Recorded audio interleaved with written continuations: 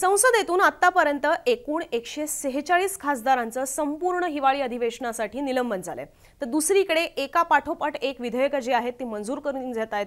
Indian Pinal code असेल म्हणजेच IPC, code of criminal procedure असेल म्हणजे सीआरपीसी आणि सोबतच इंडियन एव्हिडन्स ऍक्ट या कायद्यांची केवळ नावच बदललेली नाहीये तर त्याचं स्वरूप सुद्धा आता बदललेलं आहे। नव्याने काही तरतुदी जोडण्यात आल्यात तर काही रद्द सुद्धा झालेल्या आहेत। बदलत्या काळानुसार कुठल्या गोष्टी या आता मागे सोडण्यात आलेल्या आहेत म्हणजे रद्द करून टाकण्यात आलेल्या आहेत आणि बदलत्या काळानुसारच काय गोष्टी ऍड करण्यात आलेल्या आहेत या कायद्यांमध्ये हेच आजच्या व्हिडिओमधून समजून घेऊया।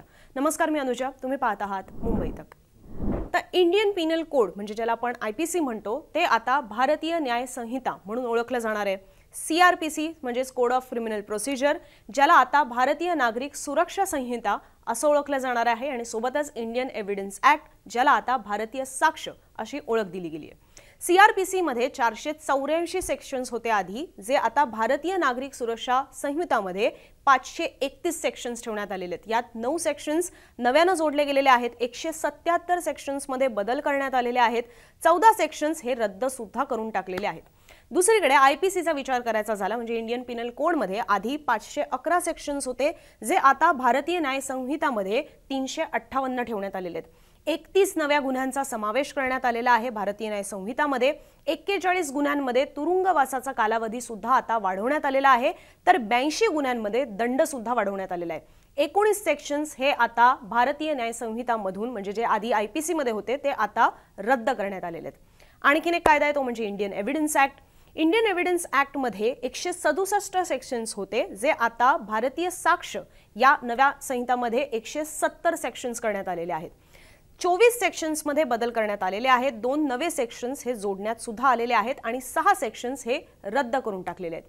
आयपीसी जे आता भारतीय न्याय संहिता म्हणून ओळखलं जाणार आहे त्याच्यामध्ये मॉब लिंचिंग आणि हेट क्राईम असे 2 वेगळ्या गोष्टी ठेवण्यात आलेल्या आहेत, ज्याच्यासाठी शिक्षा ही जन्मठेपेवरून थेट फाशीची ठेवण्यात आलेली आहे। सगळ्यात महत्त्वाचं आहे किंवा सगळ्यात महत्त्वाचं म्हणजे की ही विधेयकं जेव्हा संसदेत मांडण्यात आली तेव्हा गृहमंत्री अमित शहा यांनी म्हटलेलं आहे की या विधेयकात गुन्हेगारी स्वरूपाचा खटला म्हणजेच क्रिमिनल ट्रायल्स आणि कोर्टाचा निकाल हे विशिष्ट कालावधीत लावावा लागणार आहे। क्रिमिनल ट्रायलमध्ये युक्तिवाद संपल्याच्या 30 ते 45 दिवसात कोर्टाला निकाल द्यावा लागणार अशी सुद्धा तरतूद आता करण्यात आलेली आहे।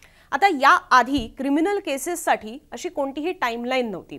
अपेक्षित होतं की 60 दिवसांमध्ये हा निकाल लागायला हवा, म्हणजे जेव्हा युक्तिवाद संपूर्णपणे संपतात, ट्रायल जेव्हा पूर्ण होतात त्याच्यानंतर कोर्ट निकाल राखीव ठेवतं।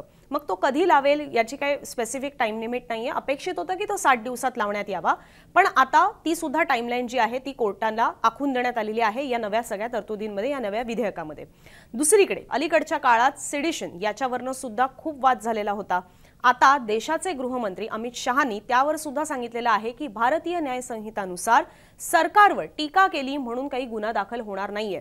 आरोप असेच होत होते की केंद्र सरकारच्या विरोधात काही बोललं की लगेच देशद्रोहाचा गुन्हा जो आहे म्हणजे राजद्रोहाचा गुन्हा जो आहे तो लावला जायचा, लगेच सेडिशन अंतर्गत कारवाईला सुरुवात व्हायची। हे आरोप मधल्या काळामध्ये तर अनेकदा झालेले आहेत।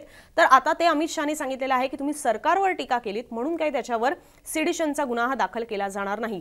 राजद्रोह जे त्याला सेडिशनला बोललं जायचं त्याच्याऐवजी त्याला आता देशद्रोह बोललं जाईल। याचं कारण म्हणजे व्यक्तीवर टीका केलेली आहे म्हणून काही अटक होणार नाहीये किंवा कारवाई होणार नाहीये, तर देशाचं सार्वभौमत्व धोक्यात आलं असेल तर मात्र गुन्हा दाखल केला जाईल अशी याच्यामध्ये तरतूद आहे आणि म्हणून त्याला आता देशद्रोह या नावाने ओळखलं जाणार आहे।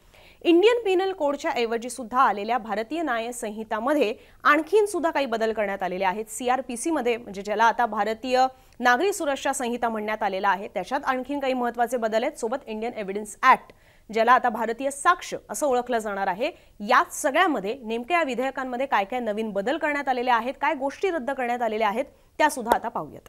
भारतीय न्याय संहितामध्ये आता लिंग याच्यामध्ये ट्रान्सजेंडरचा सुद्धा समावेश करण्यात आलाय। इलेक्ट्रॉनिक डिजिटल रेकॉर्ड्सना सुद्धा डॉक्युमेंट मानलं जाणार आहे। महिला आणि लहान मुलं यांच्यावर होणाऱ्या नव्या गुन्ह्यांचा सुद्धा समावेश करण्यात आलेला आहे। नव्या गुन्ह्यांमध्ये आयोजित गुन्हा म्हणजेच ऑर्गनाइज्ड क्राईम, सोबतच दहशतवादी कृती, hit and run, mob leaching, लहान मुलांना कामावर घेऊन गुन्हा करणं, कपटी हेतूने महिलेचं लैंगिक शोषण करणं, भारताचं सार्वभौमत्व एकता धोक्यात आणणं, खोट्या बातम्या देणं याचा सुद्धा आता समावेश करण्यात आलाय। आत्महत्येचा प्रयत्न करणं हा गुन्हा आता रद्द करण्यात आलाय। CRPCचा विचार करायचा झाला म्हणजे आता भारतीय नागरिक सुरक्षा संहितामध्ये अपराधी घोषित करण्याचा स्कोप वाढलेला आहे। आता 10 वर्ष किंवा त्यापेक्षा जास्त शिक्षा असलेल्या गुन्ह्यांमध्ये अपराधी घोषित करण्याची व्याप्तीही वाढलेली आहे। वरिष्ठ पोलीस अधिकाऱ्याच्या परवानगीने 3 वर्षांपेक्षा कमी शिक्षा असलेल्या गुन्ह्यात अटक करता येणार आहे। इलेक्ट्रॉनिक FIR ची सुद्धा आता तरतूद करण्यात आलेली आहे। अटक केल्यानंतरच्या पहिल्या 40 ते 60 दिवसांमध्ये 15 दिवसांची पोलीस कोठडी ही घेता येणार आहे, पण ते जामीन नाकारण्याचं कारण असू शकत नाही असं सुद्धा याच्यामध्ये सांगण्यात आलंय। आता अटक केल्याच्या पहिल्या 40 ते 60 दिवसांमध्ये 15 दिवसांची पोलीस कोठडी घेता येणार आहे, हे कन्फ्युजिंग वाटू शकतं। तर याच्या संदर्भात आम्ही काही वकिलांशी सुद्धा बोललेलो आहोत आणि त्यांनी याची सोप्या भाषेत असा अर्थ सांगितलेला आहे की जेव्हा अटक होते त्याच्यानंतर 15 दिवसांची म्हणजे 14 दिवसांची पोलीस कोठडी जी आहे ती दिली जाते, पण अटक केल्यानंतरचे जे पहिले साधारण 40 किंवा फार तर फार 60 दिवसांचा जो कालावधी आहे त्याच्यामध्ये हे 15 दिवस कशाही पद्धतीने डिवाइड करून घेता येऊ शकतात। म्हणजे आधी साधारण 2 ते 3 दिवसांचीच पोलीस कोठडी घेऊन मग परत काही दिवस न्यायालयीन कोठडीमध्ये ठेवून पुन्हा मध्ये काही दिवस पोलीस कोठडीमध्ये त्या व्यक्तीला पुन्हा घेता येऊ शकतं। बेसिकली न्यायालयीन कोठडी आणि पोलीस कोठडीमध्ये फरक असतो। पोलीस कोठडीमध्ये जेव्हा ती व्यक्ती असते त्यावेळेला पोलिसांना त्या संदर्भातला तपास करणं, त्याचा जबाब नोंदवणं हे पटकन शक्य होतं। न्यायालयीन कोठडीमध्ये जेव्हा ती व्यक्ती गेलेली असते, आरोपी गेलेला असतो, त्यावेळेला मात्र पोलिसांना कोर्टाची परवानगी घ्यावी लागते, मग न्यायालयीन कोठडीमध्ये जाऊन त्यांना त्याचा जबाब जो आहे तो घेता येऊ शकतो। पोलीस कोठडीमध्ये असताना जामीन मिळत नाही, न्यायालयीन कोठडीमध्ये असताना जामीन हा मिळतो। हे त्यातले बेसिक फरक आहेत। आता काय सांगण्यात आलेलं आहे की एखाद्या व्यक्तीला अटक झाली त्याच्यानंतर पुढचे 40 ते 60 दिवस जे असतात ज्याच्यामध्ये जर त्याला अटक करण्यात आलेली असेल तर त्याच्यामध्ये सुरुवातीला जेव्हा पहिले 14 दिवसांची पोलीस कोठडी दिली जायची तर ती पहिल्या 14 दिवसांचीच न घेता पहिले साधारण 2-3 दिवस घेतले, मग पुन्हा न्यायालयीन कोठडीत ठेवलं आणि त्याच्यानंतर परत काही दिवसांनी त्याला पोलीस कोठडीमध्ये सुद्धा घेता येऊ शकतं। पण तो पोलीस कोठडीत आहे म्हणून मग त्याला बेल द्यायचा नाही असं कारण देता येणार नाही, किंवा आम्हाला भविष्यात सुद्धा त्या 40 ते 60 दिवसांमध्ये पुन्हा सुद्धा त्याला पोलीस कोठडीमध्ये घेण्याची गरज भासू शकते असं सांगून सुद्धा त्या व्यक्तीला जामीन द्यायचा नाही असं कारण देता येणार नाही अशी सुद्धा याच्यामध्ये तरतूद आहे। पहिल्यांदाच अंडर ट्रायल असलेल्या आरोपीला लवकर जामीन मिळू शकतो। एखादी व्यक्ती पहिल्यांदाच दोषी असेल, याआधी तिच्यावर कोणताही दोष सिद्ध झाला नसेल आणि त्या व्यक्तीने आपल्या गुन्ह्याची कबुली दिली तर शिक्षा कमी होऊ शकते। लवकर न्याय देण्याच्या हेतूने निकालाचं वाचन, पुरावे, साक्षीदार तपासण्यासाठी ऑडिओ व्हिडिओ इलेक्ट्रॉनिक गोष्टींचा आधार घेतला जाऊ शकतो।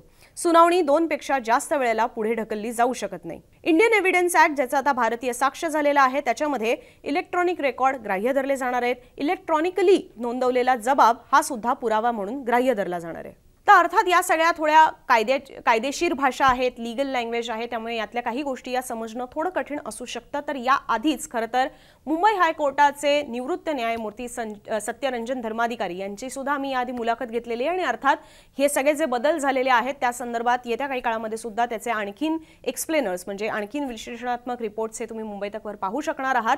त्यासाठी मुंबई तकचे YouTube चॅनल तुम्ही अजून सबस्क्राइब केलं नसेल तर ते सबस्क्राइब जरूर करा आणि mumbaitak.in या आमच्या वेबसाईटलाही नक्की भेट द्या।